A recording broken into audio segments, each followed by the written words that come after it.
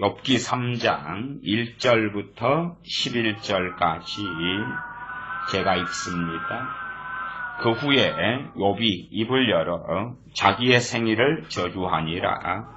욥이 말을 내어 가로되 나의 난 날이 멸망하였었더라면 나말을 베었다 하던 그 밤도 그러하였었더라면 그날이 캄캄하였었더라면 하늘이 위에서 돌아보지 마셨더라면 빛도 그날을 비추지 말았었더라면 유암과 사망의 그늘이 그날을 자기 것이라 주장하였었더라면 구름이 그 위에 덮였었더라면 낯을 캄캄하게 하는 것이 그날을 두렵게 하였었더라면 그 밤이 심한 어두움에 잡혔었더라면 해의 날수 가운데 기쁨이 되지 말았었더라면 달의 수에 들지 말았었더라면 그 밤이 적막하였었더라면 그 가운데서 즐거운 소리가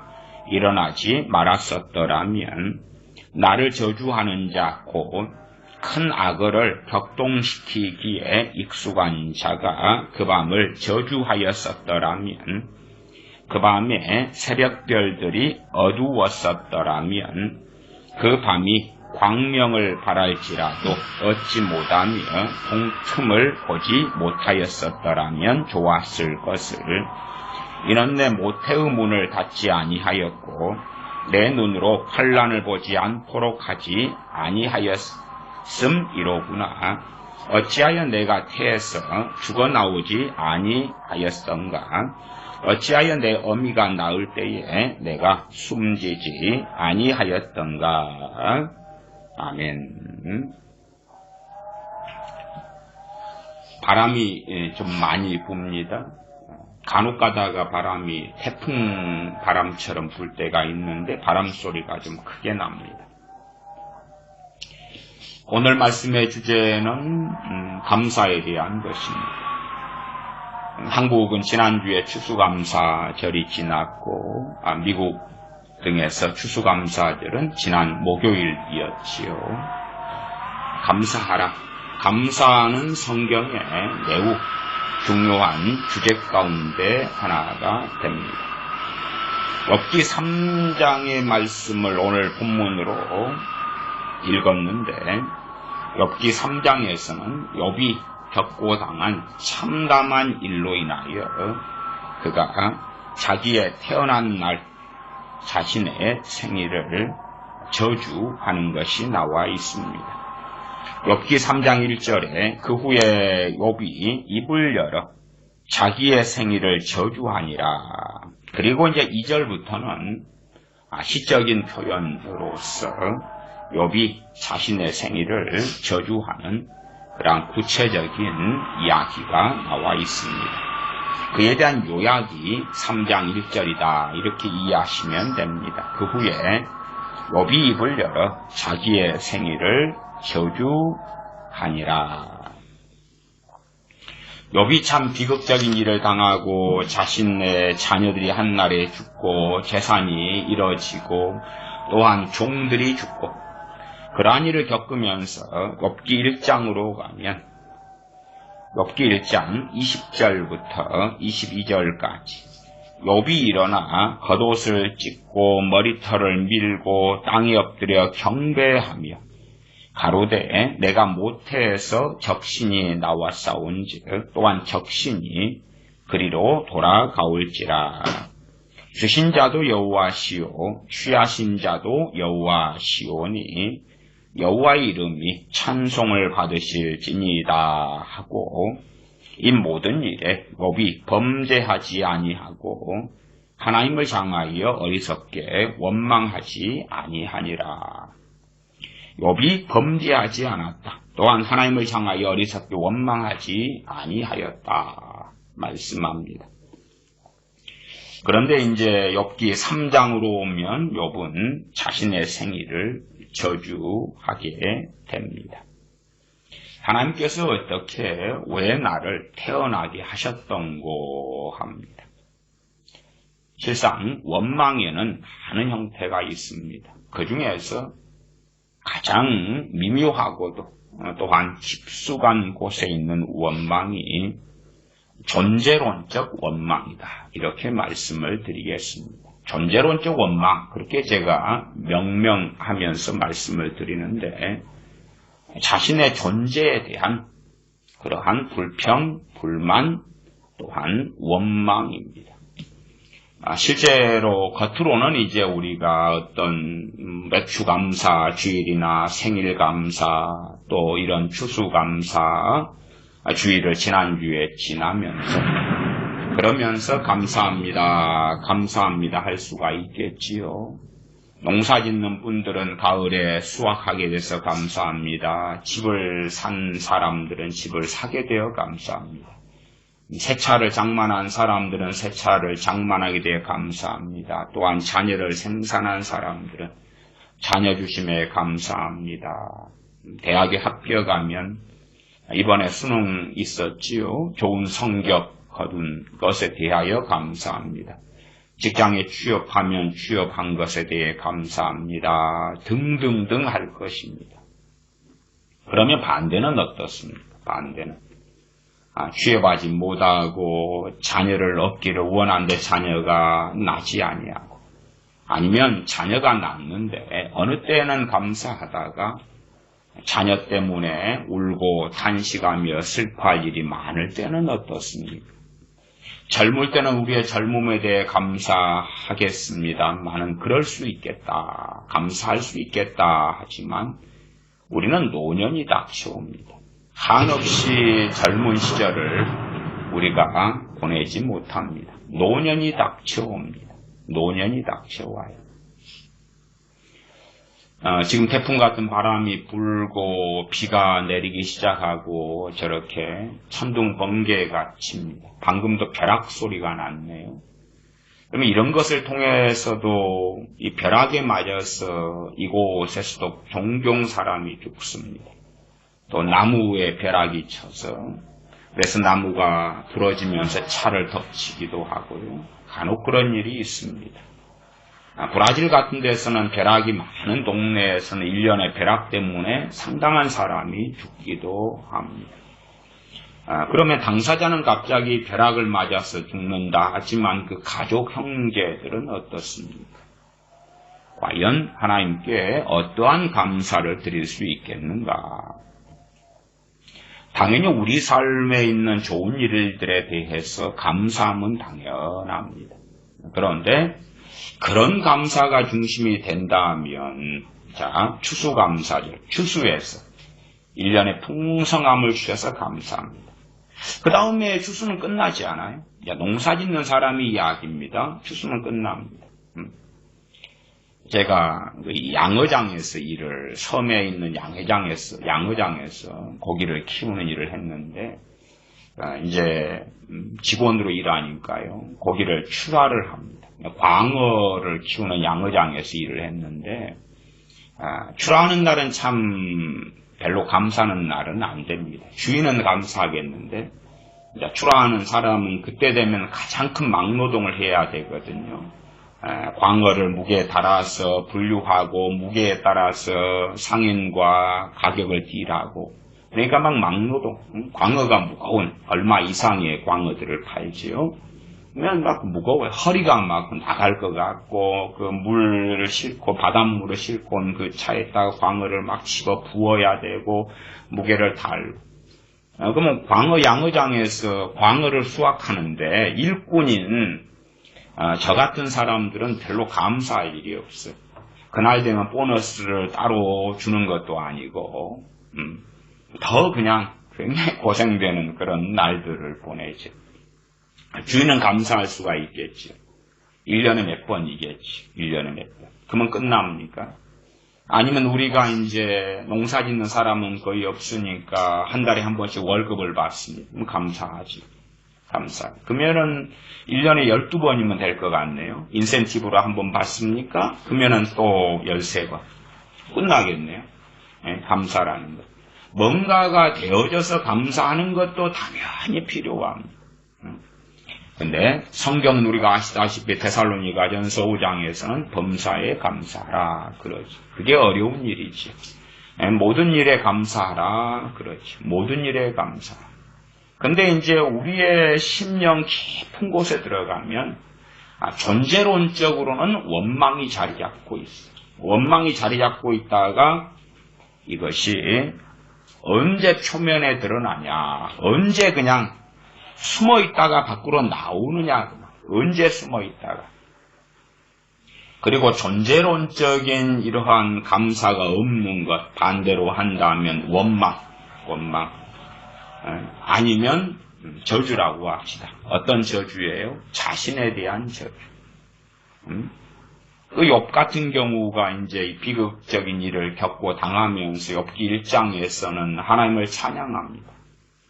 2장에서는 여러 일들이 있습니다. 그 아내가 하나님을 저주하고 죽으라 그러기도 하고 욥의 세 친구가 와서 함께 7야를 함께 보내지요. 2장 13절에 마지막 절에 7일 7야를 그와 함께 땅에 앉았으나 욥의 세 친구입니다.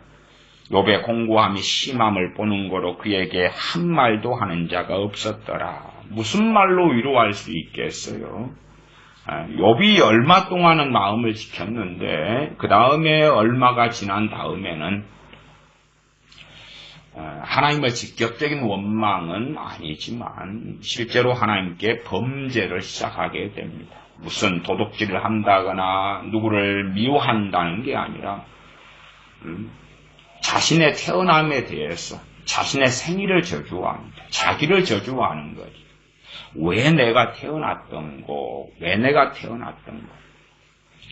실제로 많은 사람들이 어려움을 겪으면서나 아니면 젊은 세대 같은 경우는 어려움을 겪으면서보다도 드라마, 영화, 또한 친구들과 시간을 보내고 비교하고 외모를 비교하고 외모 지상주의잖아요. 외모를 비교해.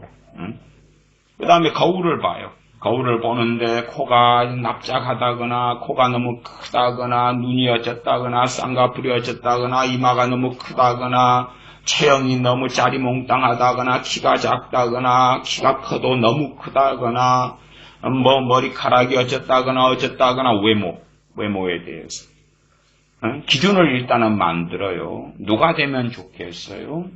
연예인 같은 외모가 되면 좋겠지요. 그런 기준을 잡고 살아요. 어릴 때는 엄마 품에 아빠 품에 있다가 너가 제일 예뻐, 사랑스러워, 아름다워 그러다가 유치원만 가도 안 그래. 여자애가 유치원에 갔는데 마음에 드는 남자애가 있어요. 남자 꼬맹이가. 자기도 꼬맹이니까. 근데 자기가 못생겼다고 더 이쁜 그러한 여자애랑 친구를 하는 거예요. 그때부터는 느끼지요.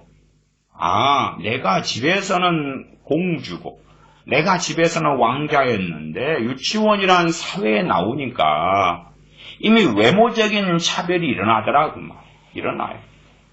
그때부터 뭐가 자리 잡기 쉽습니까? 존재론적인 원망, 존재론적인 불평, 존재론적인 저주, 자리 잡기 시작합니다.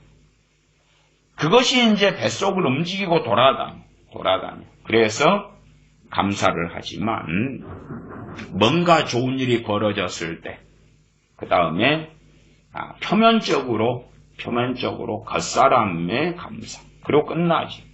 그리고 언제나 이 뱃속에서 튀어나오려고 그래요. 튀어나오려고. 무엇이요? 자신의 존재에 대한 불평, 존재에 대한 원망이 튀어나오려고 그래요. 어느 때 되면 충분히 나타날 수 있냐? 그러면 인생에 큰 어려움을 당할 때 튀어나오죠. 튀어나와요. 그 다음에 무엇보다도 노년이 되어갈 때 튀어나올 겁니다. 노년이 되었는데 덜 튀어나온 사람들은 노년에 쓸 돈이 넉넉하고 노년에 병들지도 않아요. 아프지도 않아요. 자녀가 잘 되는 것을 봐요. 또한 손자, 손녀가 태어나고 잘 되는 걸 봐요. 자기도 별로 아프질 않아요. 그 다음에 노년에 먹고 입고 마시고 사는 것 때문에 염려거리가 별로 없어요. 그러면 별로 안 튀어나오죠. 뱃속에 숨어있는 그 사람의 심령 깊은 곳에 숨어있는 존재에 대한 원망, 불평, 저주가 잘 튀어나오지 않겠지요. 그러나 유감스럽게 어떤 유감이냐 그러면 하나님께서는 우리의 그 숨어있는 것까지도 감찰하신다는 것이 유감스러운 것이죠. 하나님께는 숨길 수가 없다는 것이죠. 그것과도 하나님과 관계하고도 좌지우지 되는 영향을 미치는 필연이 나타나지요. 우리의 의식 속에서는 평안할 때는 잊고 살지 몰라도 평안하지 않을 때는 이제 계속하여 올라오지. 우리의 농사 짓는 밭에 가면 계속하여 잡초가 올라옵니다. 뽑고 뽑아도 올라오는 그 이상으로 올라오죠. 심지어 올라와서 밭에 알곡이 무르익어 가는 것보다 가라지가 더 많아지고 가시원컹기가 더 많아지는 것처럼 그렇게 될 수도 있습니다. 욥 같은 경우는 참 하나님을 그 비극 속에서도 찬양하고 원망하지 아니했다. 하나님을 원망하지 아니했다. 하나님을 원망하지 않았는데 말씀은 그럽니다. 어리석게 원망하지 아니하니라. 1장 마지막 22절에 이 모든 일에 욥이 범죄하지 아니하고 하나님을 향하여 어리석게 원망하지 아니하니라. 하나님을 향하여 원망하는 종류는 참 많습니다.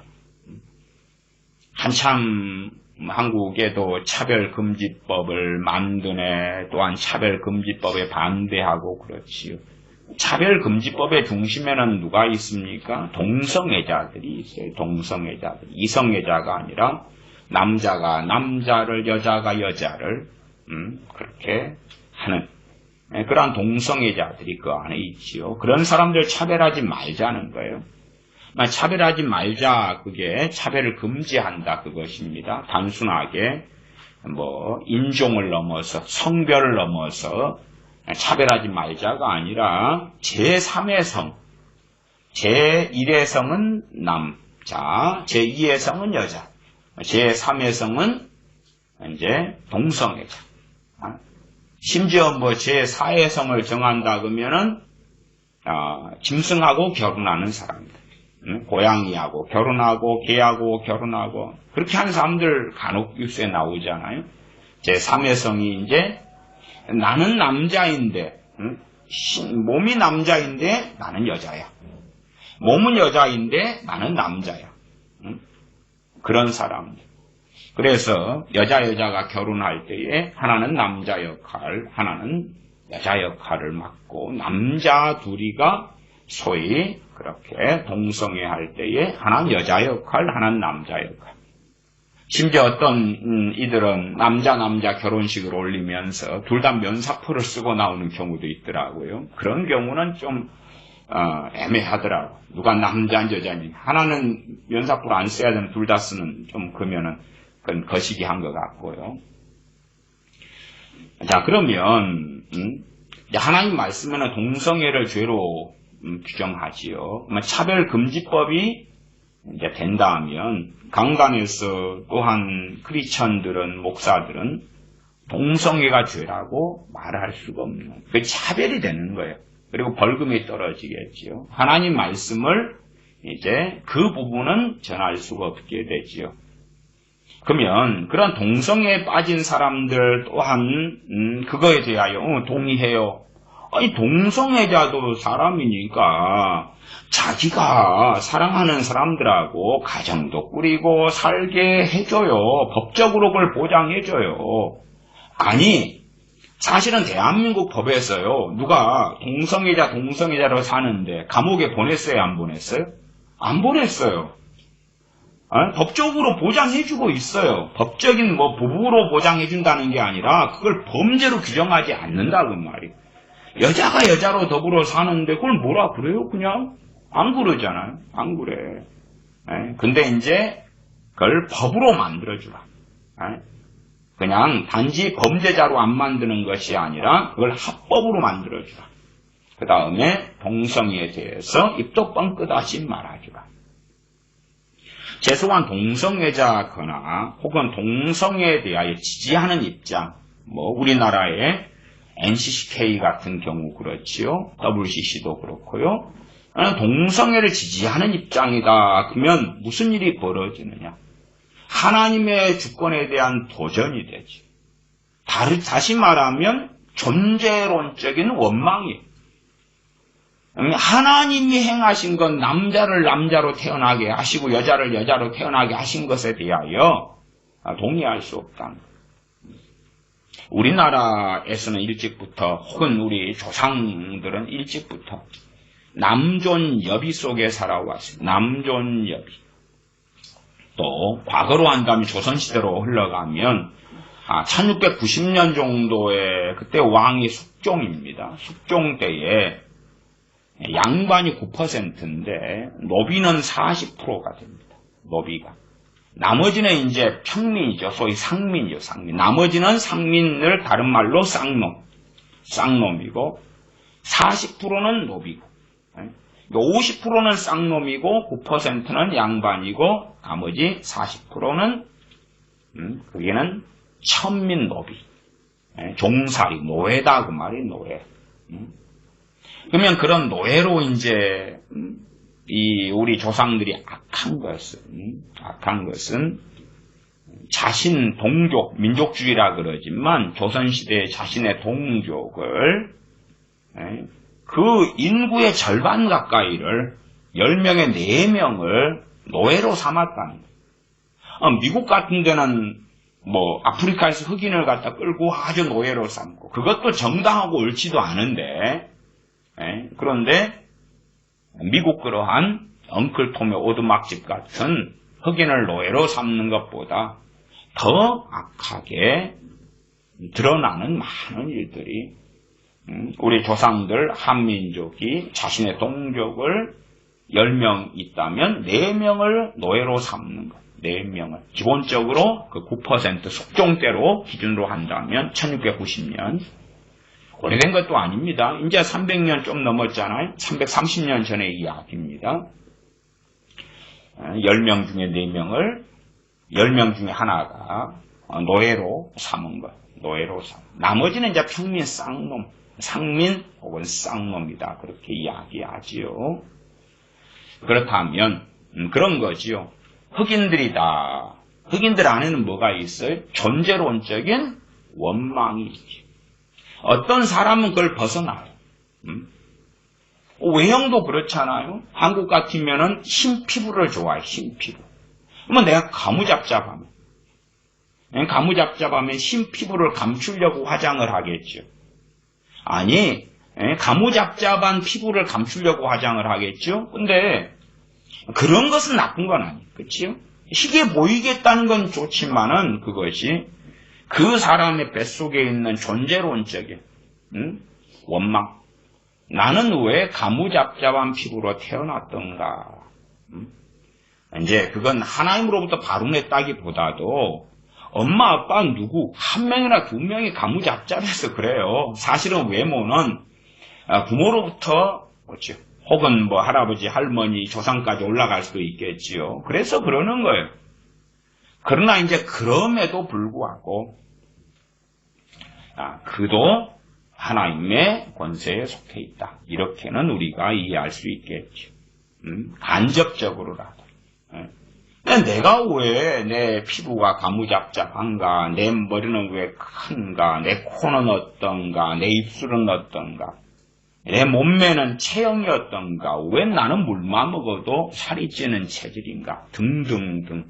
얼마나 많습니까? 그런 외모적인 것. 또 하나는 이제 물질 만능주의, 황금 만능주의니까 기준은 드라마를 보면서 최소한 중산층 아니면 중산층보다 더 나은 사람이 기준되겠죠. 그리고 이제 나는 왜 가난한가? 나는 왜 가난한가? 얼마가 있어야 만족하겠는가? 계산해 보면 별로 답이 없어요. 계산해 보면 답이 없어요. 저는 재고 쉬운 답은 그렇게 생각해요. 그냥 죽을 때까지 여유롭게 혹은 마음껏 쓸 돈이 있으면 좋겠다. 그러나 기본은 일단은 그 여유롭게 쓸 돈은 기본은 내가 원하는 마음에 드는 집과 그 다음에 차를 장만하고, 전제는 그거죠.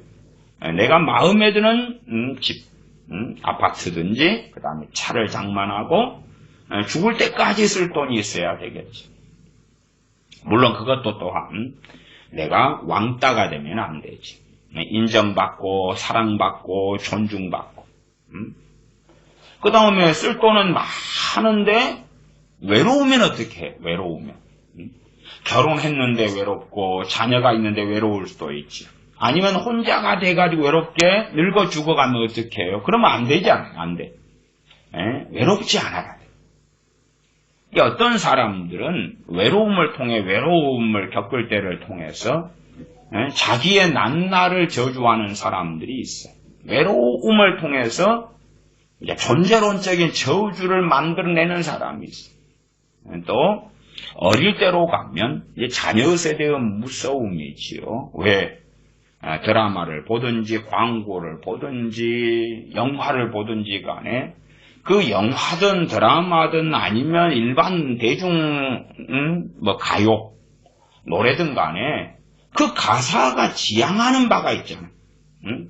그 배우들이 또 드라마를 쓰는 그 사람들이 어떤 가치관에 입각해서 어떤 전제를 가지고 썼단 말이에요. 어떤 전제를 가지고 그 드라마의 영화의 배우들이 연기를 한단 말이에요. 대사를.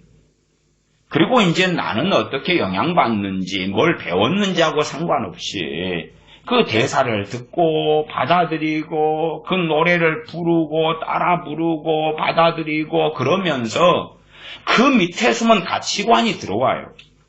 너희는 이 세대를 본받지 말라 그랬지만은 나는 안 본받았는데요. 하지만 이 세대의 가치관이 들어왔단 말이 들어와. 과거의 세대하고는 전혀 다르게. 과거의 세대야 100년 전, 200년 전 그러면은 미디어가 없잖아요. 미디어가 없어요.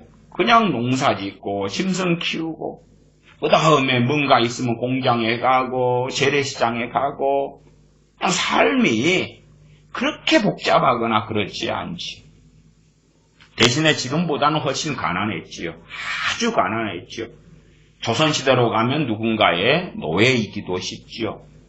숙종 때야 10명 중에 4명이 노예인데 그 다음에는 이제 10명 중에 그래도 보통 2~3명은 조선시대의 노예였으니까 노예살이를 피해서 아무도 살지 않는 저 섬으로 아니면 산중 깊숙한 곳으로 양반네님들이 그렇게 잡아서 노예로 못 삼는 그런 곳으로도 많이 도망하여 다녔지요. 어떤 것에 대한 원망이 만들어지느냐. 어릴 때부터 드라마 봤는데 나는 저런 외모를 안 가지고 있고 나는 저런 집이 없어. 나는 저런 집이 없어. 우리 집은 월세살이야. 우리 집이 있는데 썩어가고 있어. 저도 산 밑에 있는 집에 살았을 때에 그때는 이제 전기 비가 오면 합선도 자주 되고 쥐가 끓고 지내는 심심하면 나오고 막 그랬더랬어요. 화장실은 푸세식이고 용변을 보면은 비 오는 날이 되면은 이렇게 엉덩이를 막 적신단 말이에요. 무엇이요? 똥물이 엉덩이를 적셔. 비 오는 날이 되면 푸세식 화장실에 물이 벙벙하게 차오르고 그래요. 그럼 엉덩이를 적셔. 한번 용변을 보려고 하면 큰맘 먹고 이렇게 용변을 봐야 돼. 그러니까 그런 가난 속에 산다면 무슨 마음이 일어나겠는가? 그 말. 왜 나는 가난한가? 왜 나는 없는가? 그 다음에 그것 때문에 이제 실제적 고통을 당하면 나는 왜 태어났지? 남존 여비의 가치관 속에서 여자들이 더 차별받는 세상에서 왜 나는 여자인 거야? 왜 나는 여자여야 되는가 말이야. 여자분들은 또 한 달에 한 번씩 또 어려운 또 그런 걸 겪지요. 마술하는 날, 매직하는 날. 그러니 그런 것을 겪을 때에 그리고 고통이 심할 때가 또 오겠죠. 그때가 마귀가 공격하기 참 좋은 날이거든요. 공격을 받아들이면 하루 갈 것이 3일 가고 심지어 일주일 가고 심지어는 그냥 한 달의 절반이 가기도 해요. 마귀 공격을 어릴 때부터 이제 여자의 성징이 나타나면서 그걸 받아들이면 그러면 끔찍하죠. 한 달의 절반이 그냥 그 월경과 연결된 마귀에게 틈을 줘서 고통으로 가요. 참 그건 비참해지죠. 그때가 틈이니까. 공격하기가 참 좋아. 약점이잖아요, 약점. 불편하고 힘들 때니까. 그래서 그런 걸 겪을 때는 더 심해지겠죠. 나는 여자기 때문에 이런 일을 겪어야 돼. 여자기 때문에. 남자는 덜 그런데. 청춘 남녀가 동거하다가 헤어지면 그러면은 누가 더 어려움을 많이 겪죠? 남자보다 여자. 나는 왜 여자인가? 또한 사회에서 직장을 구할 때도 여자분들은 남자보다 이 근육량이나 신체에 있어서 70% 그런 힘을 주로 가지니까 그래서 남자들이 할 수 있는 직장과 직업을 신체적인 힘이나 육체 근력이나 이런 것을 통해서라도 잘 못한단 말이에요. 잘 못해요. 여자들이 군대에 간다, 여군이 된다 그럴 때에 남자로 군대 생활하는 것보다 훨씬 더 어렵고 알죠? 군대에서 여자들이 가면 성적인 문제가 계속 일어나고 성적 폭력, 학대 그런 문제도 비일비재하게 일어나는 것을 우리가 듣고 보기도 하지요. 물론 반대로 이제 여자들이 자기 몸을 수단으로 삼아서 그래서 악행을 하는 경우도 또한 있습니다. 어쨌든 여자로 태어나는 것, 남자로 태어나더라도 가난한 것. 어느 때에 일이 벌어지는 것은 존재론적으로 원망이 타고 들죠. 그것이 이제 뱃속에 숨어 있는 것, 숨어 있는데 언제 작동하느냐? 그러면 보통 때도 숨어서 작동을 해요. 안 하는 건 아니에요. 평안할 때 작동 안 하는 거 아닙니다. 대신에 이것이 수면으로 나오는 것을 눌러놓죠. 이렇게 크리스찬이다 그러면 눌러놔요. 원망하면 안 돼 눌러놔요. 그럼 눌러놓는데 힘이 들어가요, 안 들어가요? 힘이 들어가요. 사람의 정서적인 힘은 한계가 있어요. 육체적인 힘도 한계가 있죠. 그래서 스트레스를 받지 말라 그러잖아요. 스트레스는 이 정서적인, 정신적인 그러한 자신이 감당할 걸 넘어서는 걸 스트레스. 아니 그 안에서 스트레스인데 이제 보통 의사분들이 표현할 때에 너무 스트레스를 받지 마세요, 스트레스를 조심하세요 하는 것은 병으로 가는 스트레스를 이야기하는 거니까 병으로 가는. 정상적인 스트레스는 사람을 발전시키기도 합니다. 내가 도전을 받았어. 나는 저걸 못하는데 저걸 잘해야 되겠어. 그런 스트레스는 잘하기 위해 노력하고 애를 쓰고 때론 잠을 안 자고 그렇잖아요. 그런 건 사람을 발전시켜요. 그러니까 스트레스가 다 나쁜 건 아닌데 제가 지금 말씀드린 스트레스는 정신과 의사들이나 보통 의사분들이 하는 스트레스를 받지 않도록 하세요. 주의하세요. 그런 걸 이야기하는 거예요. 그러면 우리가 쓸 수 있는 에너지는 한정이 있어. 하루든지. 내 존재적으로 우리는 유한한 존재이기 때문에. 근데 이 존재론적인 이 원망을 가지고 있으면 이것이 이제 그 안에 숨어 있어요. 나는 이걸 뚜껑으로 덮어놔요. 계속 이건 치고 나오려고 해요. 그러면 내가 하루에 쓸 수 있는 에너지가 100이 있다고 칩시다. 이 정신적인, 마음의 의지력도 다 관련됩니다. 감정적, 정서, 의지 다 포함됩니다. 그러면 이게 강하면 강할수록 치고 나오려는 힘이 강해요. 난 뚜껑으로 맨홀로 덮어놨는데 그리고 위에서 막 누르고 있단 말이 못 튀어나오게 그 안에 숨어있는 무서운 괴물이 있다고 합시다. 그것이 존재론적인 원망이고 저주고 불평이고 그런 것입니다. 이게 이제 마음 깊숙한 곳에 숨어있는데 이게 튀어나오려고 눌러놔요. 일단은 이제 평안할 때도 눌러놓으니까 내가 쓸 수 있는 게 100이 있다 그러면 이것이 강한 것만큼 그걸 밑빠진 독이라고. 200만을 벌었는데 그냥 쓰는 것 없는데 100만 원이 사라지고 없는 거예요. 통장 200만 원이 들어왔는데 100만 원이 썩 사라졌어요. 100만 원밖에 없는 거예요. 아니면 300만 원이 수입인데 100만 원이 사라지는 거예요. 나 300만 원 이번 달에 벌었는데.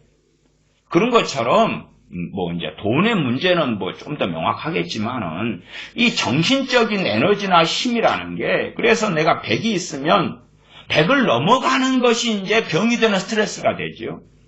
100이 정서적인 힘과 파워가 있는데 이걸 넘어가면 안 된다면 이게 안에서 있어야 감당할 만하죠.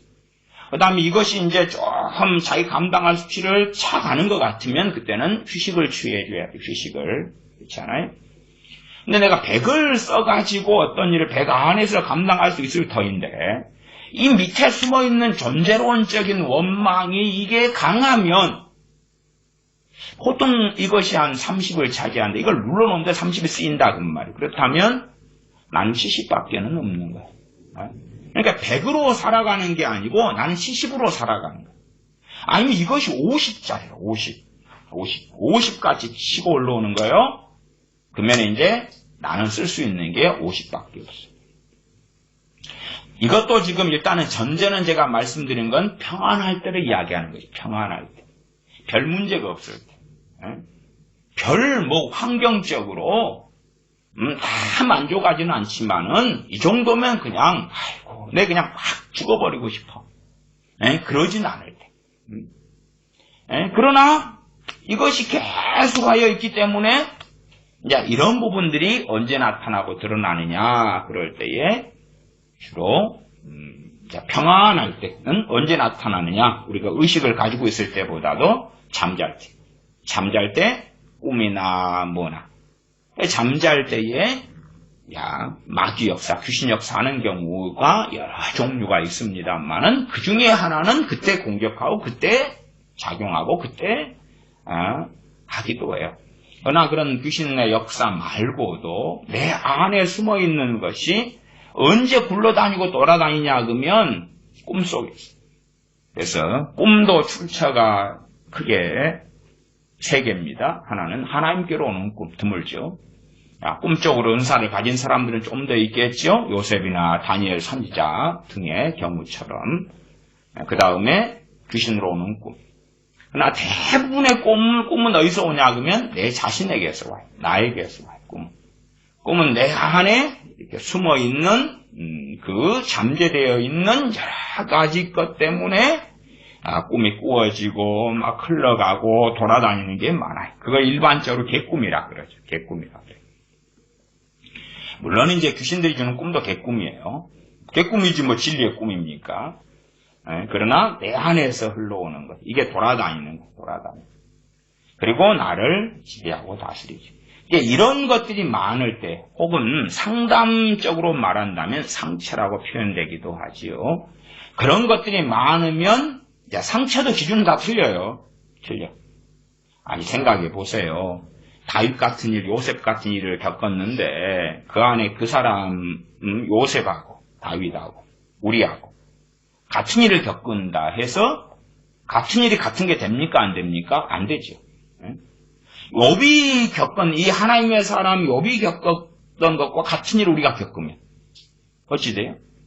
우리 같은 사람들은 아예 거기서 끝장나겠지요. 끝장나겠지. 그러니까 어떤 일이 너무나 고통스럽고 어려우냐 그렇지 않느냐 하고 그것이 얼만큼의 상처가 되느냐 안 되느냐 하고는 다른 이야기. 객관적으로 상처가 아주 큰일이다 그러기 때문에 그 누구라도 어마어마한 상처를 가져야 된다는 건 절대 아니죠. 사도 바울은 얼마나 복음을 위해 살면서 큰 고통, 큰 아픔, 큰 환난을 당했습니다. 나 그는 그것들을 상처가 아니죠. 상처가 아니라 요즘에는 유튜브 같은 데 보면은 그 진주 막 조개부터 시작해서 어디 진주 나오는 영상 많이 있더만요. 그 아픔과 어려움들을 사도 바울은 진주로 만들어낸 거죠. 진주로 만들어낸 거죠. 가치 있는 것으로 만들어낸 거지. 그러나 이제 우리 대부분의 사람들은 그 상처나 아픔과 어려움을 겪으면 그걸 뱃속에 넣어놓고 여기에서 썩어가는 거예요. 썩어 문드러져 가는데 뚜껑을 이렇게 쫙 덮어놔. 상처가 진주로 안 만들어지는 상처. 그 다음에 진리의 말씀의 기준이 아니라 가치관이 세상의 기준 가치관이면 이 상처는 결코 치유될 수가 없죠. 그리고 어느 때는 튀어나와요. 어느 때는. 주로 부부 사이에 그런 일 많더만요. 부부가 이제 오늘 뭔 일 때문에 싸우고 다투었어요. 그러면은 주로 한쪽 혹은 그 이상 두 쪽에 3년 전의 일을 끄집어내고 아니면 안 끄집어내도 그냥 맴돌아요. 당신 지난달에 맴돌아요. 입 밖에는 내지 않더라도 좋은 아내여가지고 입 밖에 안 내. 나쁜 아내는 입 밖에 내죠. 계속 내. 입 밖에 계속 내니까 입을 말하면서 점점점 자기의 분노와 혈기가 세지는 거예요. 그 다음에 상대방을 정죄를 하죠. 점점점 정죄해요. 오늘 뭔가 싸웠다 그러면은 지난달 거, 석 달 전 거, 한 달, 반년 전, 1년 전, 3년 전, 심지어 결혼한 다음에 30년 지났어요. 애를 몇 년 전에 낳았냐면 28년 전에 낳았어요. 28년 전 이 아이를 끄집어내. 애 낳을 때 남편이 없었어. 28년 동안 내내 써먹는 거예요. 네 그때 첫애 낳을 때, 네 그때 술 처먹고 그때 없었잖아. 나는 배 아파서 뒹굴고 있는데 니는 막 그런 거부터. 그러니까 이것이 입 밖에 나가면 상황은 더 심각해지지만 입 밖에 안 나간다 해도 부부 싸움 할 때에 그때 이제 떠오르는 게 있단 말이야. 떠오르는 게 뚝뚝뚝 떠오르는 게 있어요. 떠오르는 게. 좀 유감스러운 이야기지만 부부가 결혼해가지고 야 행복하다. 결혼했어. 다 좋아서 결혼했지요. 극소수 제외하고는. 마지못해 하는 사람도 있겠지만 동거하다가 애가 생겨가지고 동침하다가. 그러나 그거 말고 대부분은 그래도 상대방이 좋아서 결혼했어요. 그런 사람 가운데 야 행복하다. 그런 사람은 일단은 신혼 때 좀 그때는 객관적이지 않으니까 그냥 몇 년 지나서 5년, 10년 지나서 이렇게 조사할 때는 10쌍 중에 한 쌍. 10쌍 중에 한 쌍도 플러스 마이너스 알파입니다. 이게 어떤 데는 10쌍을 조사하면 한 쌍도 없어요. 어떤 데는 조사하면 한 쌍이 나오고 그래요. 잘 나오면 2쌍도 나오지. 근데 우리가 생각하는 것보다 결혼해가지고 행복하다. 그럴 때는 많지는 않고 오래 지나면 문제가 더 심해지는데 그것은 용서를 안 하기 때문에 용서를 안 해요. 그래서 과거가 자꾸 생각나. 이건 이제 뭐해요? 눌러놔요. 눌러놓으니까 우리의 에너지가 우리의 정서적인 또 의지도 관련된다 했어요. 그것이 갉아먹어요. 그래가지고 내가 쓸 수 있는 게 적어요. 적기 때문에 그런 경우에 조금의 힘든 일을 당하면 그러면 감당하기가 어려워져. 조금 힘든 일을 당하면 요즘에 젊은 애들은 그냥 자살하려고 생각해. 약 먹고 손목을 긋는다든지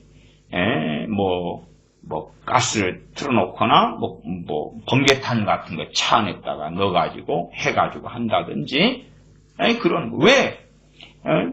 감당할 수 있는 게 100이라면 100 가운데 상당수를 써버리고 있기 때문에 평상시에 평안할 때도 써버려.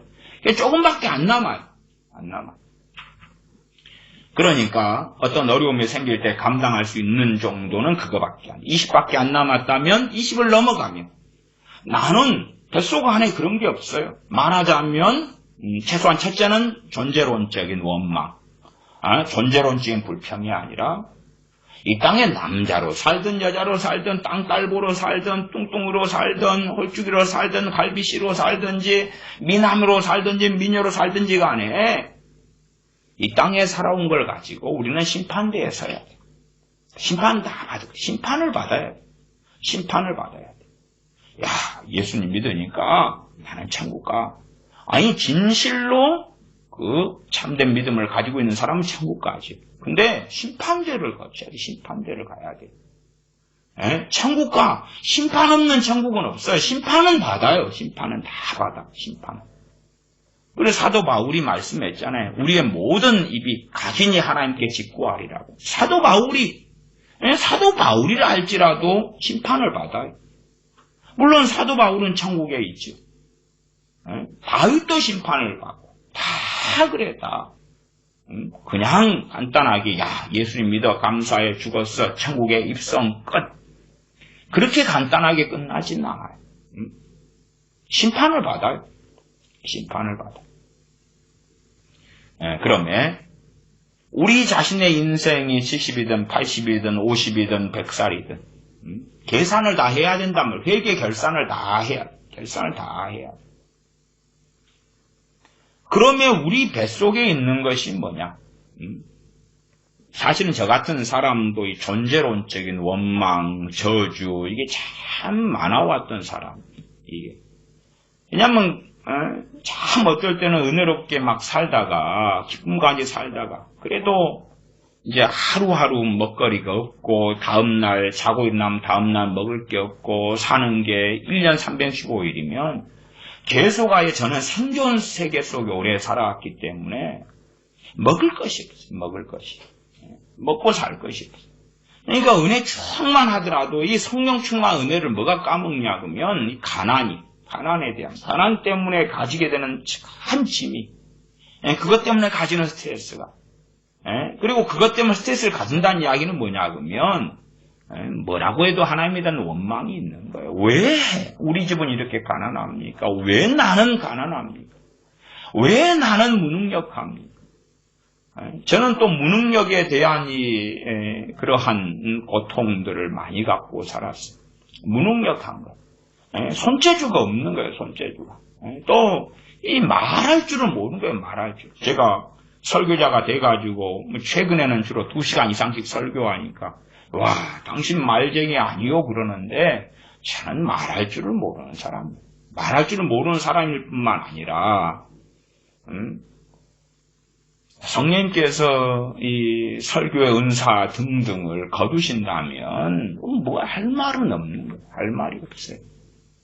말할 줄은 몰라요. 사교성도 없고 대인관계도 잘 맺지 못하고 그렇게 오래 살아왔어요. 은혜 주시고 은사 주시니까 이제 어느 정도가 가능해졌어요. 그러면 말할 줄 모르는 어리석은 삶으로 사니까 이 제대로 어떤 사회생활이 잘 되지를 않는 거예요. 되지를 않아요. 되지를 않으니까 인간관계를 그냥 간단하게는 OX 흑백 논리 아군이냐 적군이냐 뭐 한다든지 뭐 그렇게 많이 생각하고 살아왔어요. 쉽지가 않더라고요. 어쨌든 그런 여러 가지 것 그리고 이제 다시금 생존의 문제에 직면하면 뱃속에 숨겨져 있던 이 가난에 대한 저주 가난된 원망이 솟구쳐 올라오는 거예요. 그러니까 은혜가 떨어지고 성령 충만이 떨어지고 사라지는 거예요. 사라지는 거예요. 실제 저 같은 경우도 욥은 잠깐 했을 거라고 생각해요. 욥기 3장 1절에 그 후에 욥이 입을 열어 자기의 생일을 저주하니라. 내가 왜 태어났나는 거예요. 내가 엄마 뱃속에서 죽어서 났더라면. 이 땅에 그냥 죽거나 아니면 임신되었을 때에 죽는 거예요. 아니 임신이 안 되는 거예요. 존재가 없어지는 거예요. 존재가. 제가 우울증을 한 3년 앓았을 때도 내가 존재가 없어졌으면 좋겠다. 그냥 천국 가나 지옥 가나 필요 없이 그냥 나란 존재가 사라지면 좋겠는데 왜 나란 존재가 이렇게 있을까? 하나님은 의로우시기 때문에 천국이냐 지옥이냐는 거야. 아니 하나님께 속한 사람은 천국이고 하나님께 속하지 않은 사람은 지옥일 뿐이에요. 그러지 그 중도가 있을 수가 없잖아요. 왜 천국과 지옥 두 개밖에 없어요? 정교회와 카톨릭으로 한 다음에 연옥이라는 중간 단계를 놔두시지. 근데 하나님께 속한 사람하고 하나님께 속하지 않은 사람 두 개밖에 없잖아요. 하나님께 속하고 하나님의 백성, 하나님의 자녀면 천국이고 하나님의 백성, 하나님의 자녀가 아니면 지옥이고.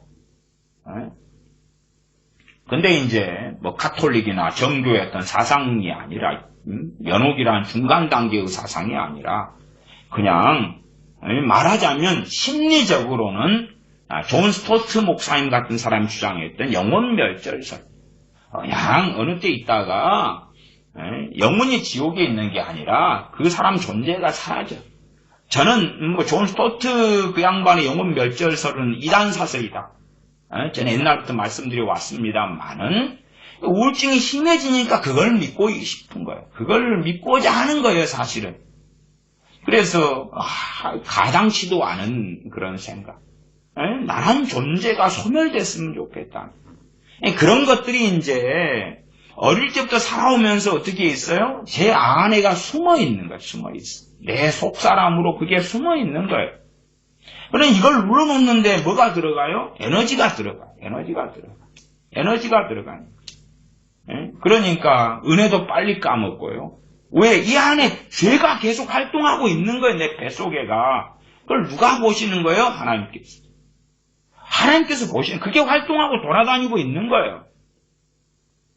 그러니까 겉으로는 평안하게 보여도 내가 다른 사람은 소위 배극이라는 걸 쓸 수 있다면, 정서적인 의지적인 것이라고 하면 나는 50, 때로 30, 심지어 어떤 사람은 1밖에 없어. 남아있는 게 1밖에 없어. 99는 다 그 안에 범벅이 되어 있는 거예요. 심지어는요, 1도 없고 마이너스 통장이나 적자같이 그런 사람도 있어요. 그런 사람은 아예 그냥 눌러놓는 것이 아니라 탁 터뜨려버려요. 방임하고, 그래서 원망하는 삶의 길을 선택해버려요. 남편을 원망하든 아내를 원망하든 자식들을 원망하든 하나님을 원망하든 선택해버려요. 그런 경우는 이제 답이 없다. 답이 없이. 그리고 사람들은 어쨌든 어느 때 어느 고통을 당하면 그런 때들을 맞이하기도 해요. 근데 그때 마음을 못 지키고 그렇게 될 수 있고, 욥기 3장에 욥도 그랬어요. 하나님에 대한 직접적인 원망은 아니고, 하나님에 대한 원망이 아니라 자신 내가 왜 태어났던 거, 안 태어났으면 좋았을 것을, 내가 왜 힘든 인생을 내가 살고 있던 거, 그러는 거예요. 왜 태어났던 거, 내가 왜 살고 있는 거. 그런데 그것을 나중에 욥기 42장 같은 데 보면 알지요. 그게 하나님께서 보실 때 욥의 죄라고. 욥의 하나님에 대하여 교만을 가지고 있고 원망하고 하는 죄악이라고. 그것이 드러나고야 말지. 그러니까 우리가 태어나고 사는 것도 하나님의 주권 속에 있는 것. 또한 때가 되어서 병들어 늙는 것, 죽는 것, 또 하나님의 주권 속에 있어요. 이게 사실은요, 우리가 이제, 저도 어쨌든 50대니까 젊잖아요, 아직은. 인생의 이제 중반은 넘었습니다만은, 중반 되면 한 80까지 산다, 그럼 40살 될까요? 그러나 이제 50대니까, 하프 타임은 지났지요. 그래도 아직까지 육체가 건강하고 힘이 있단 말이에요, 이렇게. 근데, 뱃속에 있는 원망을 가지고 있고, 내가 왜 태어났던 거, 왜 나는 가난한가? 왜 나는 여자인가? 왜 나는 못 낳는가? 왜 나는 이런가를 뱃속에 가지고 있으면, 자, 노인 되면 무슨 일이 벌어져요? 열매를 풍성히 맺어요. 그러니까 젊었을 때는 아직 그래도 피부가 좋아. 주름살이 적어. 아직은 힘이 있어. 아직은 젊으니까 20대니까 직장도 들어갈 수 있는 직장이 많네. 근데 50대. 지금 일반 직장생활을 한다고 합시다. 스펙이 없어요, 스펙이. 그냥 능력이 있는 50대면은 어서 오십시오. 요즘에 경력직 사원 많이 뽑으니까요. 그러지만 그런 게 아니라 뭐가 없어요, 스펙이. 근데 50대요. 그럼 불러주는 데가 없는 거예요. 20대는 너희들이 스펙을 잘 갖추지 못했다는 거 인정해. 근데 여기서 배우면 돼. 그리고 중소기업이나 대기업도 사원을 뽑아줄 수가 있단 말이에요. 근데 아무 스펙도 없고 아무 경력도 없는 이 50대를 대기업에서 신입사원을 뽑겠어요? 안 뽑겠어요? 안 뽑지. 응? 그냥 기껏 뽑아봐야 그 생산직에서, 저는 생산직을 비하하는 게 아닙니다. 저도 생산직 공장에서 여러 군데서 일을 했기 때문에요. 그럼 예를 들어 연탄 공장에서 짐지는 것, 아니면 막노동하는 것, 기술 없어도 하는 일들. 그런 거 말고는 안 불러줄 거 아니에요. 그러면 나이가 들어가면 이제 자신이 결국은 세상에 대하여서는 무능력해지고, 그래서 눌러놓는 힘이, 그것이 남아있는 게 더 적어져. 이 밑에 있는 솟구쳐 올라오는 힘이 더 강해진단 말이죠. 강해져. 이 정상적으로 우리가 젊음을 보내더라도 나이가 들어가면 이제 남아있는 건 적어져. 돈이나 경제적인 걸 이야기하는 게 아닙니다. 정서적인 어떤 에너지, 의지적인 어떤 것, 우리의 심령적인 어떤 것, 사람의 영혼적인 그런 관점에서 말씀을 드리는 것. 나이가 들어갈수록 젊었을 때 한 10을 눌러놓는다. 20대는 10을 눌러놔요. 똑같은 나라고 합시다.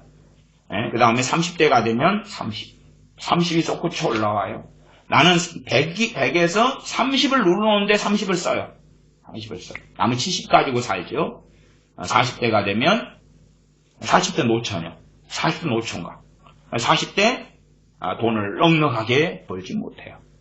그러면 이제 또 플러스 알파가 될 거 아니에요. 힘이 세지는 거예요. 32, 40%, 50% 솟구쳐 올라오는 거예요. 나 60대가 되면 60대 됐는데 뭐 좋은 아파트 없어. 노후가 준비되지 않았어.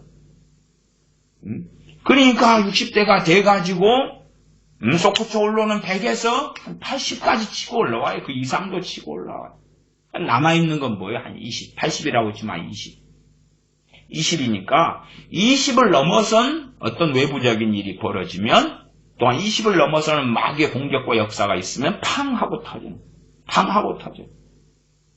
그런 것들이 자주 있을 때 되면 이제 점점점 뱃속에 들어앉은 것이 힘이 세지죠. 그렇게 나아가다 보면 이제 미련한 다섯 처녀로 인생이 마감되지. 다 노인이 돼야 돼. 젊었을 때 요절하는 분들도 있지만은 대부분 중년은 넘어서서 노인을 보내야 돼. 병 들어가는 육신을 가지고 살다가 인생을 마감해야 돼. 약해지는 육신, 우리가 모세나 여호수아처럼 그들의 사명을 마칠 때까지 건강한 경우라면 좋겠습니다만은 그런 경우는 극단적 예외 말고는 없겠지. 늙어가는 것, 연약해져 가는 것, 탱탱한 피부가 쭈그름이 들고, 검버섯이 생기고, 머리카락은 빠지고, 휘어지고, 관절은 문제가 생기고, 그런 때가 되어져. 하나님께서는 그런 때를 보내게 하십니다. 우리의 소원은, 하나님 60대, 싱싱할 때 그냥 불러주시면 좋겠습니다. 하지만, 쓸모없게 보이는 노인의 때에, 너 뱃속 안에 숨어있는 나에 대한 경외함과 찬양과 감사는 무엇이냐? 드러내. 너 쓸모없는 10년을 보내면서, 그러면서 너 믿음을 달아보겠다고. 너 진정한 신앙과 믿음을 달아보겠다고 하시는 거지. 하나님은 절대 만만하시지 않아요. 그러니까 극소수를 제외하고, 극소수는 주님과 함께 달려있던 양편 강도, 십자가에 달리실 때에 양편 강도 가운데 한편 강도는 너가 오늘 나와 함께 낙원에 있으리라 말씀하셨어요.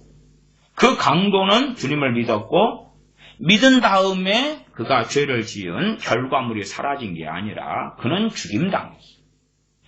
나 예수님 믿었어요. 모든 게 해결. 나 예수님 믿었어요. 과거의 전과 기록 없어짐. 나 예수님 믿었어요.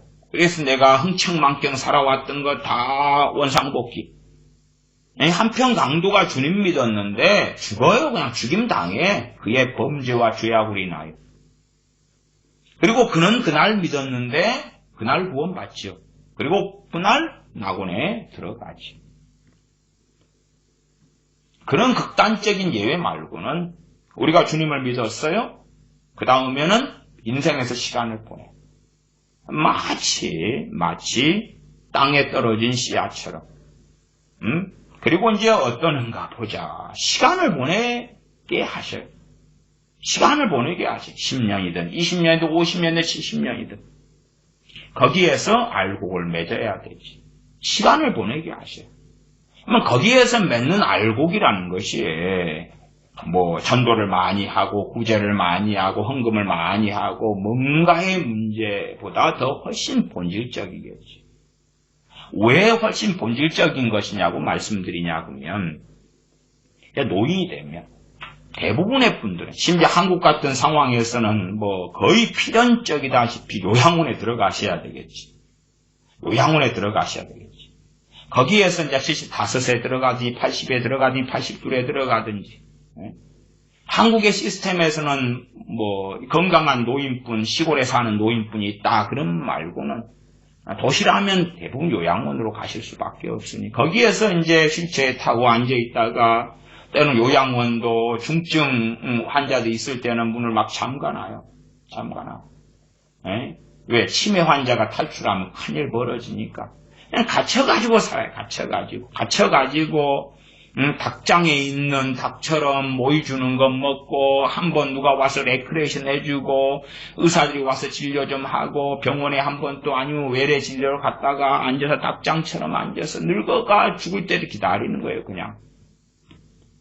근데 1년 2년 만에 안 끝나더라 그 말.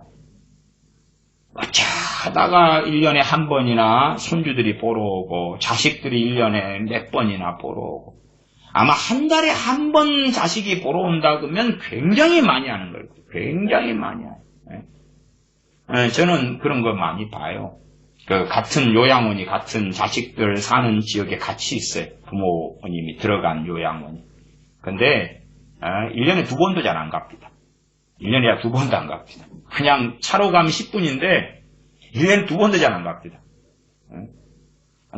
어쨌든 뭐 그러더라고. 그러니까 소위 뭐 손이 꼽도록 눈이 꼽도록 뭐 자식이나 손자 손녀가 오기를 기다리지만 안 가죠. 그냥 늙어가는 것. 거기에서 이제 어쩔 거냐 그 말. 그때 되면 뱃속에 하나님에 대한 경배와 감사와 찬양이 있는 사람들은 그 열매를 맺지요. 세상적으로 쓸모없는 때의 시간들을 보내게 하시고 너 뱃속에 있는 열매를 드러내라 하시는 거예요. 드러내라 하시는 거죠. 물론 더 빨리 죽으려면 간단하지요. 더 빨리 죽는 것이 뭐예요? 암으로, 교통사고로, 지진으로, 아니면 코로나 바이러스로 더 빨리 죽는 게 그런 거 아니에요? 그것은 뭐 기쁘고 감사하고 즐겁습니까? 아니, 교통사고로 죽어서 그냥 죽어요 또? 막 수술을 몇 번씩 대수술을 하고 그런 가운데 가족, 자녀, 돈을 다 쏟아넣고 그러다가 병원에 한 6개월 있다가 똥오줌 받아내다가 죽고 그게 뭐 기쁘고 좋아요? 차라리 그런 걸 선택할 바에야 곱게 늙어 죽는 걸 선택하지. 죽는 것은 다 다가오고 늙음도 다가오는데 간단하지 않은데 문제는 우리가 젊었을 때 뭐 신앙 좀 있다 믿음 좀 있다 해봐야 안에 키우고 있는 다른 게 있단 말이야. 안에 키우고 있는 것, 안에 뱃속에 키우고 있는 것 뭐예요? 원망, 존재론적인 원망, 존재론적인 불평. 그것이 부모에게 향하더라도 결국은 하나님에 대한 것이 되고요. 그것이 남편, 아내에게, 자식한테 향하더라도 하나님께 대한 게 되는 거예요. 그게 나에게 향하더라도 하나님께 대한 거예요. 나에게 향한다 그 말은 나에 대한 저주.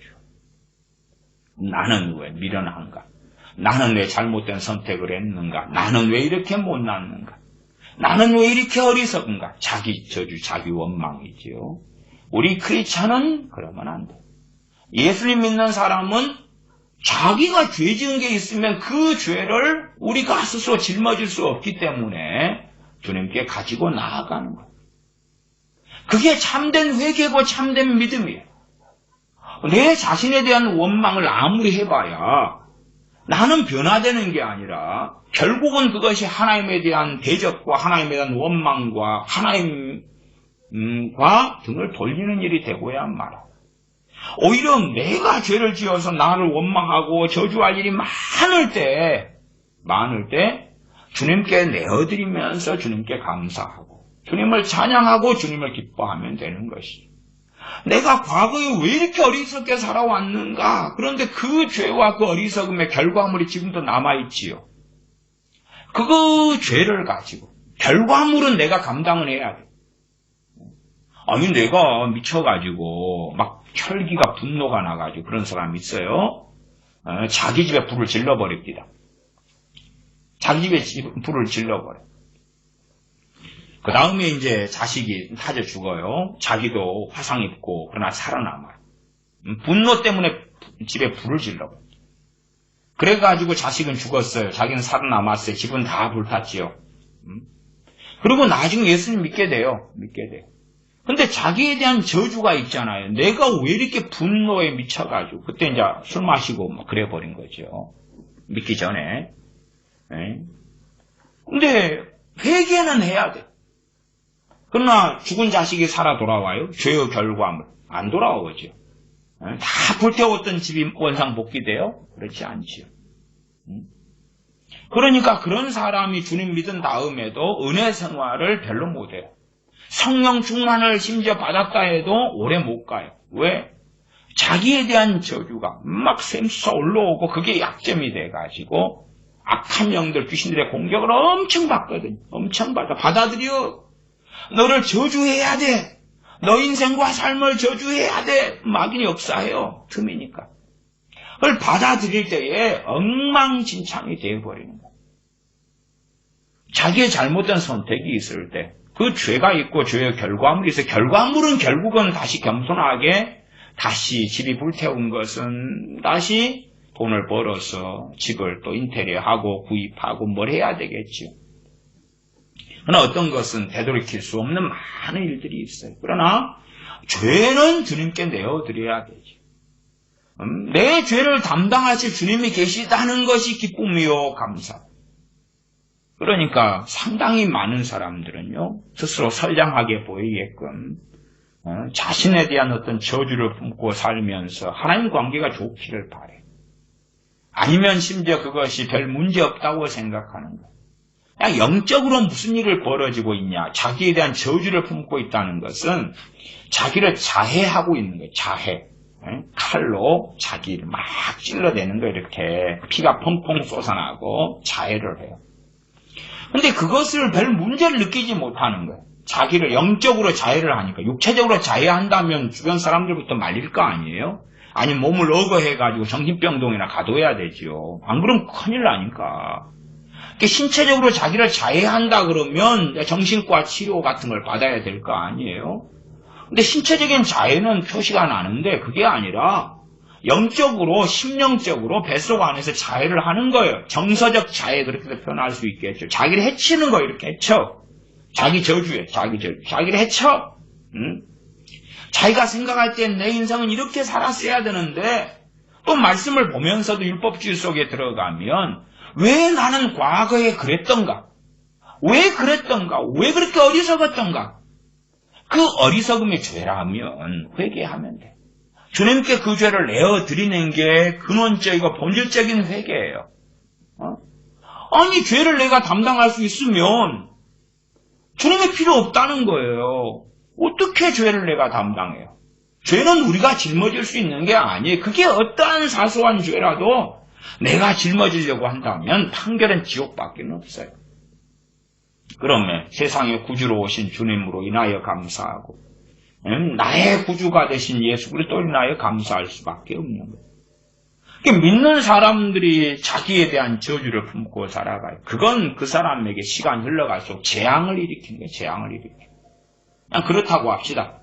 자동차를 다 사놓고 그냥 영적인 걸 비유로 하는 것입니다. 자동차를 사놓고 망치를 가져가서 자기가 산 자동차를 두드려 부셔버리는 거예요. 그럼 보험 돼요? 보험회사 직원이 보험회사에서 멀쩡하게 다 새 걸로 바꿔드리겠습니다 합니까? 안 하지. 돈 들여가지고 다시 다 고친 다음에 또 망치로 가져가서 새벽에 두드려 깨버리는 거예요. 뭐 좋은 접시 사가지고 거실에서 비행기에서 날리는 거예요. 떨어져서 깨지겠지요. 안 깨지는 것도 있답디다마는 그건 모르겠지. 높이 더 던져보시오. 안 깨지는가? 안 깨지면 여러 번 던져보시오. 뭐 깨지겠지. 예? 그 노트북도 집어 던지는 거라. 핸드폰도 집어 던지는 거라. 그것이 뭐예요? 자기 저주예요. 물질적으로 눈에 보이는 것도 그러면 극심한 손해가 일어나잖아요. 자기 저주 속에 빠져있는 사람들이 굉장히 많아요. 굉장히 많아요. 근데 젊었을 때는 표시가 좀 적게 나지요. 나 직장도 있어. 아직은 피부가 탱탱해. 나를 찾는 남자들도 있어. 나를 찾는 여자들도 있어. 나 좋다는 사람도 있어. 자존감도 좀 느끼고. 또 화장을 했더니 괜찮게 보이는데 이쁜 각도로 턱을 깎으면서 좀 찍어보고 뭐 어떻게 해보고 이 정도 이쁜데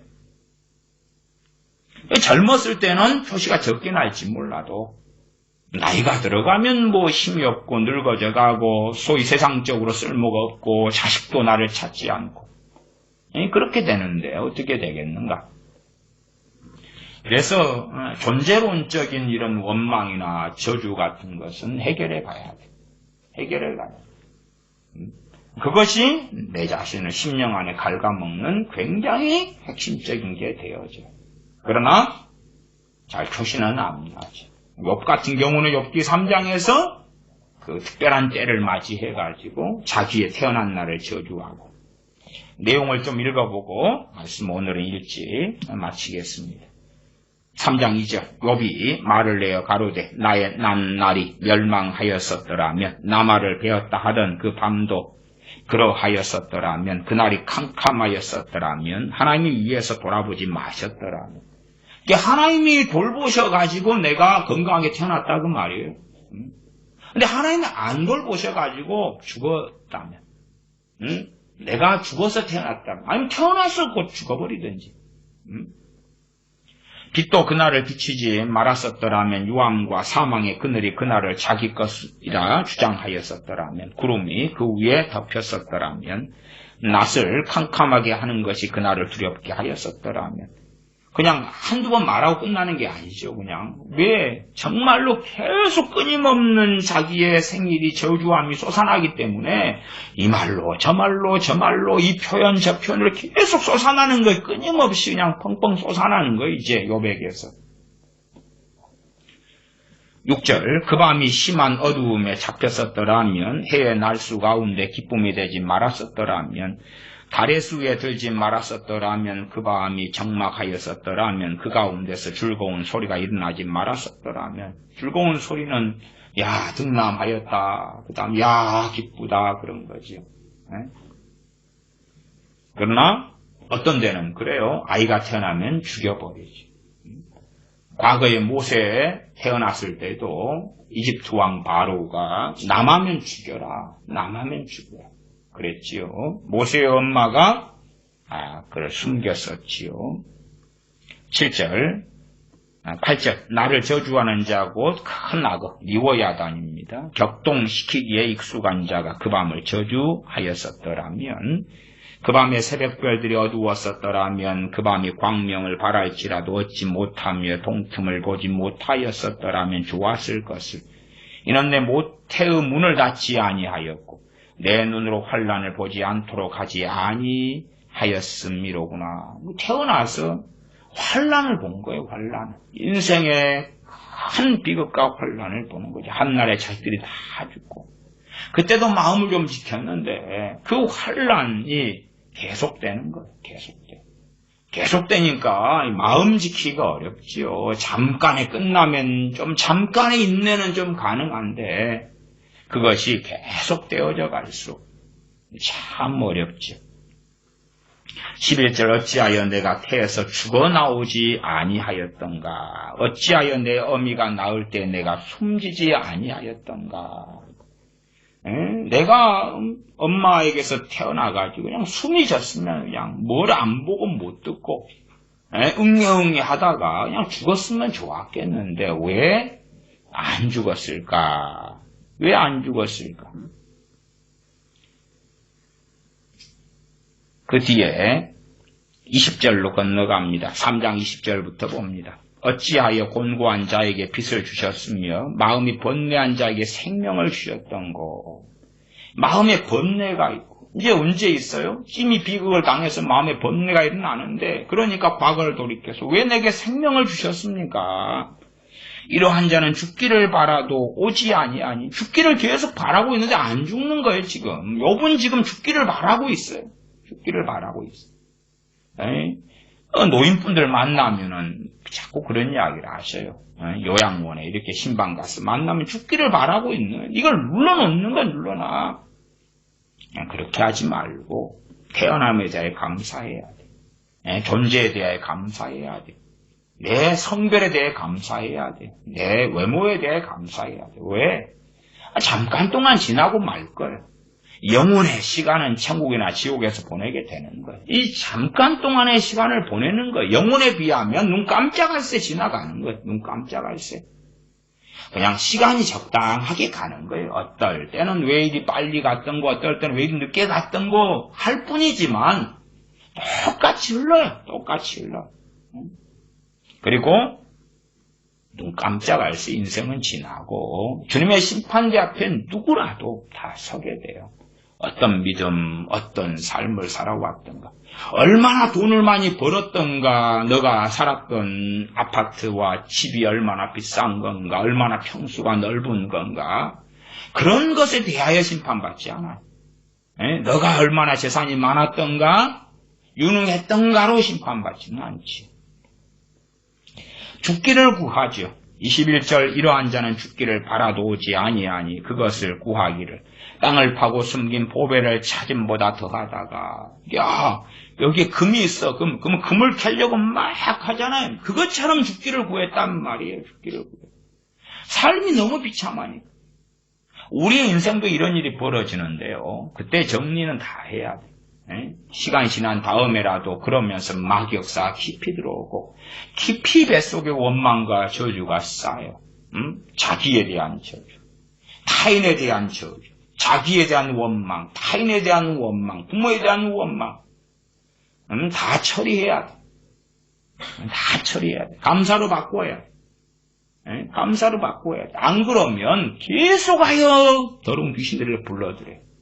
계속하여 마귀역사를 불러들일 뿐만 아니라 하나님 관계가 평행선을 그리고 심지어는 더 악화돼. 더 악화돼. 더 악화돼. 더 악화돼. 어려운 일과 힘든 일을 당해서 그래서 저주를 발생시키고 발생시키는 저주 발생기를 뱃속에 집어넣는 사람들이 많아요. 저주 발생기 뱃속에 집어넣어요.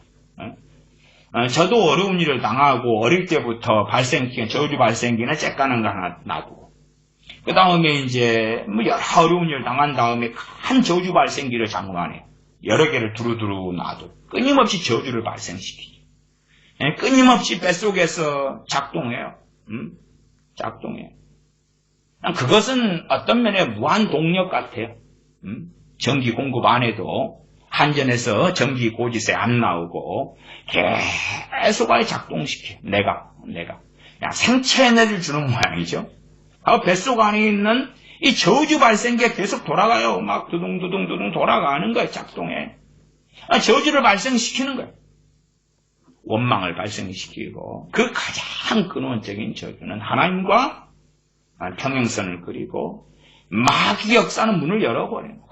활짝 열어버리는 거예요. 그러니까 먹어도 그 기쁨은 오래가지 않고 좋은 일이 있어도 그 기쁨은 오래가지 않고 그리고 기도에도 응답이 없고 하나님과 가까워지지 않고 말씀의 능력 역사가 나타나지 않고 심지어 성령 충만을 받았는데 금방 사라지는 거예요. 왜?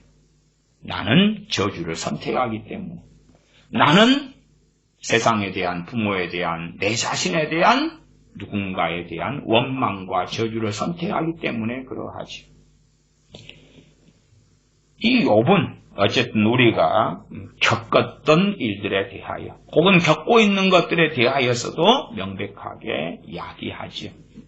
이 죽기를 구하는 것을 얼마나 간절히 했냐 그러면은 땅을 파고 숨긴 보배를 찾음보다 더했다. 22절에 무덤을 찾아 얻으면 심히 기뻐하고 즐거워하나니.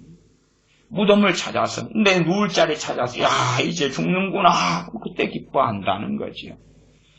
23절 하나님에게 둘러싸여 길이 아득한 사람에게 어찌하여 빛을 주셨던고. 나는 먹기 전에 탄식이 나면 나의 앓는 소리는 물이 쏟아지는 것 같구나. 먹기 전에 탄식이 납니다. 음식을 앞두고도 한숨이 나오고 탄식이 나오고 절망이 나오고 나의 앓는 소리 너무 아프니까 끙끙댈 수밖에 없는 거예요. 온 몸을 귀하철 긁어대는 것처럼 몸이 아프니까 이 아픈 몸을 가지고 어떻게 살아. 그리고 앓는 소리가 물이 쏟아지는 것처럼 어디에 폭포 같은 데서 물이 쏟아지는 것처럼 아니면 비가 올 때 소나기가 올 때 콸콸 쏟아지는 것처럼 자기 앓는 소리가 막 쏟아져 나오는 거예요. 너무 고통스러우니까. 25절 나의 두려워하는 그것이 내게 임하고 나의 무서워하는 그것이 내 몸에 미쳤구나.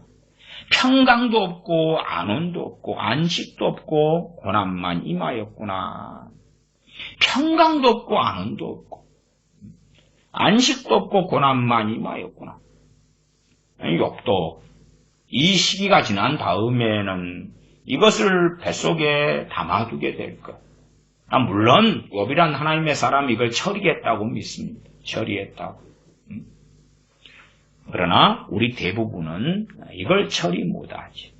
이런 삶을 살아왔다면 그 다음에는 다시 건강해질 수도 있고 삶이 정돈될 수도 있고 안온하고 평안한 삶을 얻을 수도 있어요.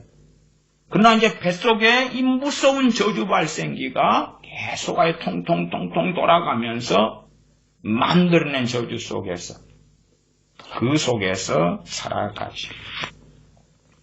그걸 처리하는 것이 하나님의 주권 앞에 굴복하고 감사하는 것입니다. 그래서 존재론적인 감사가 우리 안에 있어야 한다. 시편 100편 4절을 제가 읽으면 감사함으로 그 문에 들어가며 찬송함으로 그 궁정에 들어갔어. 그에게 감사하며 그 이름을 송축할지어다. 구약에서의 삶은 얼마나 가난했고 얼마나 병들었고 얼마나 힘들었습니까? 코로나 때문에 많은 선교사님들이 돌아가셨어요. 돌아가신 선교사님들 대다수는 어쨌든 후진국에 사시는 분들이에요. 한국에서 코로나에 선교사님들이 걸리셨다면 치료를 받고 대부분 사셨을 거예요. 대부분. 그러나 이제 후진국 개발도상국에 코로나에 걸렸기 때문에 제때 치료를 못 받으신 거예요. 제때 못 받아요. 그러니까 대부분 돌아가셨어요. 대부분 돌아가셨어요. 지금도 중증을 앓고 계신 선교사님들도 있고 여전히 죽고 계신 선교사님들에 대한 소식들이 들려와요. 다시 이제 델타 변이나 오미크론 같은 게 발생하면서 또 그래요. 그런 세계 속에서라도 하나님께 우리는 감사할 수밖에 없다 하는 것이에요. 구약시대에는 그보다 더 별 볼 일 없는 병에도 치료받지 못해서 죽었단 말이에요. 내 가족이 죽고 내 부모 형제가 죽고 그런 때라도 감사함으로 그 문에 들어가며 찬송함으로 그 궁정에 들어가서 그에게 감사하며 그 이름을 송축할지어다. 요즘에 다리가 좀 부러지면 치료 쉽게 받지 않아요? 병원에 가서. 그러나 과거에 다리가 부러지면 정상으로 쉽게 고치고 붙이겠어요? 그렇게 되었겠냐 그 말이에요. 의사는 어디에 있어요? 약은 어디에가 있어요? 참 감사한 것 중에 하나는 진통제. 몸이 막 아프고 치아가 애리고 진통제. 먹으면 견딜만 해지잖아요. 마취제. 과거에는 그런 게 어디 얼마나 있어요? 어디 약초나 빻아가지고 찧어가지고 하지만 그게 상시로 준비되어 있는 것도 아니고 효력이 그렇게 잘 나타나는 것도 아니고 그런 구약의 시대에도 감사로 하나님의 백성들 살다가 가야 했다 그 말이에요. 지금은 참 그나마 좋은 시대. 과거에는 맹장 같은 게 터지면 다 죽었어요. 그걸 어떻게 수술을 해요? 그러나 지금 맹장 같은 게 터지면은 어지간한 곳들에는 쉽게 그냥 치료하고 고치죠. 근데 지금 이 좋은 시대를 살면서도 기준이 틀리니까 원하고 욕망하는 게 다른 거니까 감사치 않는다. 그 다음에 때 되면 뱃속에 저주 발생기를 만들어내는 거예요. 과거에는 얼마나 전쟁이 많았어요. 먹고 살기 어려운 생존의 시대였기 때문에 힘센 나라도 생존의 시대고 힘 약한 나라도 생존의 시대니까 힘센 나라가 쳐들어와서 그래서 여자들은 성놀이개로 삼고 농사지었던 건 다 빼앗고 약탈하고 그렇게 살았던 참 오래된 역사들이 있지요. 지금은 그런 때는 대부분 지나갔어요. 치안이 좋고 안전하고 그냥 소소하게 경찰들이 어쩌네 저쩌네 그러고 소소하게 치안이 안 좋은 곳이다 해도 특정한 지역들 그런 곳만 잘 피하면 괜찮고 특정한 나라들만 피하면 괜찮고 그렇게 감사할 것은 현실적으로 아주 많은 때를 살고 있지. 그러나 우리의 눈은 우리의 기준은 우리의 원함은 다른 것을 보고 있다 그 말이에요. 요한계시록에 있는 말씀 몇 개 제가 읽겠습니다. 계시록 4장 9절 그 생물들이 영광과 존귀와 감사를 보좌에 앉으사 세세토록 사시는 이에게 돌릴 때에 영광과 존귀와 감사를 스랍이라고 하는 천사의 종류죠. 그 생물들이 하나님께 돌렸다. 계시록 7장 12절에 가로되 아멘 찬송과 영광과 지혜와 감사와 존귀와 능력과 힘이 우리 하나님께 세세토록 있을지로다 아멘 하더라. 찬송과 영광과 지혜와 감사와 존귀와 능력과 힘이 우리 하나님께 세세토록 있을지로다. 여기에 감사가 들어가지.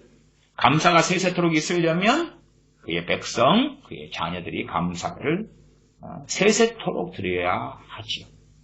계시록 11장 17절에 가로되 감사하옵나니 옛적에도 계셨고 시방도 지금도 계신 주 하나님 곧 전능하신 이여 친히 큰 권능을 잡으시고 왕노릇 하시도다. 감사드릴 수밖에 없는 것은 하나님께서 통치하시기 때문에 다스리시기 때문에 감사를 드린다 하는 것입니다. 가로되 감사하옵나니 사도 바울의 서신들을 볼 때도 바울의 서신들의 출발점들의 많은 경우에 하나님에 대한 감사가 나와 있는 것을 봅니다. 우리 믿는 사람들의 특징의 특징 또한 하나님께 받은 명령의 명령은 감사하라는 것이고 그 가운데 저는 오늘 환경적인 어떤 감사보다도 존재론적인 감사, 반대로 존재론적인 저주. 왜 하나님 나는 이래야 됩니까? 왜 나는 이렇게 되었습니까? 왜 나는 못났습니까? 왜 나는 가난합니까? 왜 나는 무능합니까? 그런 것들을 처리하지 않으면 처리하는 게 뭐라고요? 감사라고요. 감사. 인정해야 돼. 인정해야 돼. 어려운 사람은 고백부터 시작해야 돼. 하나님 내가 여자인 게 저주가 되면 내가 여자인 게 감사합니다. 여자인 게 감사합니다. 못난 것에 대하여 감사합니다. 하나님께 굴복합니다. 항복합니다. 물론 내가 못난 것은 엄마 아빠의 문제예요. 엄마 아빠는 또 그 엄마 아빠의 문제예요. 그 엄마 아빠는 또 그 엄마 아빠의 문제예요. 하나님이 뭐 누구 결혼하라고 지시한 것도 아니고 자기들이 좋아서 해가지고 이제 그것도 또 형제가 태어났는데 형제가 또 다 틀리잖아요. 심지어 참 못된 부모는요. 유전자를 몰빵을 시키는 경우가 있어요. 물론 의도성은 없습니다. 네, 형제가 3명이 있으면은 그냥 3명 중에 하나한테 키, 외모, 재능 다 몰빵시켜주고 다른 형제한테는 그냥 열등한 것만 이렇게 다 주고 그런 거 있잖아요. 뭐 그러는 것도 있어요. 그건 부모가 이제 자의적으로는 아니에요. 어쨌든 그런 경우도 있어요. 그럴지라도 나그네 인생이고 짧은 인생이에요. 짧은 인생. 그 인생 가운데 좋지 않은 것들이 많은 것. 그것이 어떻게 감사할 조건이 되냐 하면 세상이 나를 환영을 안 해. 세상이 환영을 안 해. 마치 어떤 여자분처럼 나이트클럽에 들어가려는데 나이트클럽의 그 가드들이 안 됩니다. 당신은 우리의 그 맞지 않고 우리 나이트클럽의 물을 흐리는 분이시기 때문에 받아들일 수 없습니다. 난 20살 처녀가 돼서 나이트클럽 한번 가려는데 가드들이 아줌마 저리 가세요. 아줌마 들어오지 마세요. 아줌마 같은 이가 들어올 것이 아닙니다. 세상은 환영도 안 할 수 있단 말이에요.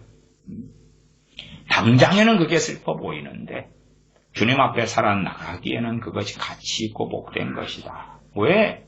우리의 이 외모나 우리의 이 재능이나 우리의 이 열등하고 부족한 뭘 가지고 영원토록 사는 게 아니에요. 심지어 지금은 이쁜 외모를 가지고 있어도 할아버지가 되고 할머니가 되고 이빨은 빠지고 늙어가고 쭈그렁이 생기고 그래요.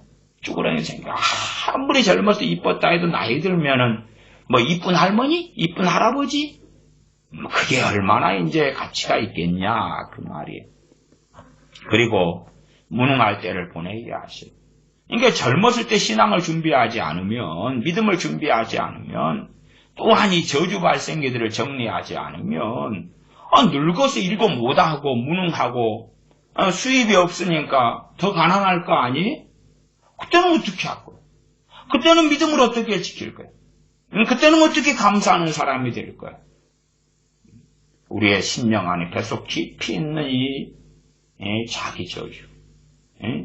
그건 한 걸음 나아가면 하나님에 대한 불평과 원망. 정말 자기를 저주할 만한 것은 그 죄를 주님께 넘겨드리시라. 그 다음에 남자는 남자로 태어나며 여자는 여자로 태어나며 그 가난 속에 살고 있음에 그것도 하나님 앞에서 감사해야 한다. 물론 대부분의 가난의 책임은 하나님께 있는 게 아니라 사람에게 있습니다. 사람에게 있어요. 부모가 잘해서 부자가 됐으면 되잖아요. 아니면 뭐 가난한 사람 자수성가한 사람 있어요? 없어요? 있잖아요. 자수성가한 사람 가운데 다 재능 많은 사람만 자수성가한 게 아닙니다. 각자의 쥐꼬리 많은 재능이라도 그걸 잘 발견하고 그 길을 걸은 사람은 세상적으로 성공했어요. 그러니까 좋은 집안 만나서 재능이 많아서 실패한 사람도 부지기수예요. 그러면 실제로 우리의 가난에 대해서도 많은 책임을 하나님께 떠넘기지만 그것이 옳지 않을 때가 너무 많은 것은 당연하지. 하나님께 섰을 때에 우리의 존재적으로 아니면 살아왔던 것들에 대하여 감사함으로 저주 발생기다 치워내야 됩니다. 치워내야 돼. 그렇지 않으면 늙어졌을 때는 이제 알량한 조금의 신앙과 믿음이라도 다 무너지고 말 거야. 노년의 시간 양로원에서 20년, 10년, 15년 쓸모없이 작은 서너 평, 두세 평 방에 갇혀 살다가 그러다가 지킬 믿음은 어디 있고 찬양은 어디가 있고 감사는 어디가 있겠어요. 기도하겠습니다. 아버지 하나님, 우리는 눈에 보이는 것들로 인하여 감사하기를 원하고 우리 뱃속에 품은 자기 저주에 대한 것, 또한 불평하는 것, 원망하는 것, 부모에 대해서든지 자신에 대해서든지 남편 아내에 대해서든지 환경에 대해서든지 용서하지 않는 것, 저주하는 것, 그런 걸 품고 살면서 쉽게 은혜를 소실하고 잃어버리고 쉽게 그러한 저주가 뱃속 깊은 곳에 쏟아나올 때에 그것에 내 자신을 내어주고 사로잡히고 또한 시간이 흘러감에도 그런 뱃속 안에 숨겨놓은 그 저주들을 치워내지 않고 정리하지 않는 어리석은 우리로 살아갑니다. 우리 자신에 대하여 우리의 인생이 얼마나 부족하고 험난했고 어리석었고 여전히 어리석음에도 불구하고 감사하는 사람, 찬양하는 사람, 경배하는 사람, 하나님을 경외하는 사람, 그럼에도 기뻐하는 사람, 그럼에도 하나님 앞에 노래하는 사람이 그런 사람이 되어지도록 존재적 감사가, 존재적 찬양이, 존재적 기쁨이 있는 사람이 되는 부르심에 순종하여 엎드리는 사람이 되도록 은혜를 주시옵소서. 우리 주 예수님의 이름으로 기도하옵나이다. 아멘.